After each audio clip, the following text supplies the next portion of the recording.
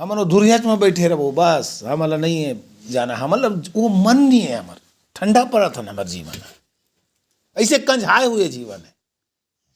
ये आग लगना है तो प्रभु के वचन ला मनन करे से, प्रभु के वायदा के ऊपर विश्वास करे से, वो करे हुए काम ला याद करे से वो आग भड़क उठे।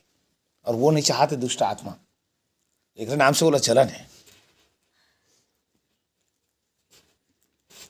हम ये दिन में आत्मा में बल पाते हुए प्रभु के आत्मा के वाग हमारे अंदर लग जाए, ताकि दुष्ट के जमो अगर अंडा दे के लिए खोंदरा सोंदरा करे वो सब जर के राख हो जाए।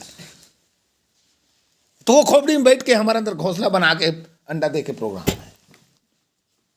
वो ठंडा रही तो यही हुई। एक मोर प्रभु के लोग हो, जलना है ये दिन में, आत्मा के आग अपन अंदर सुलगते रहना चाहिए। तो ये अनंत काल में मैं और आप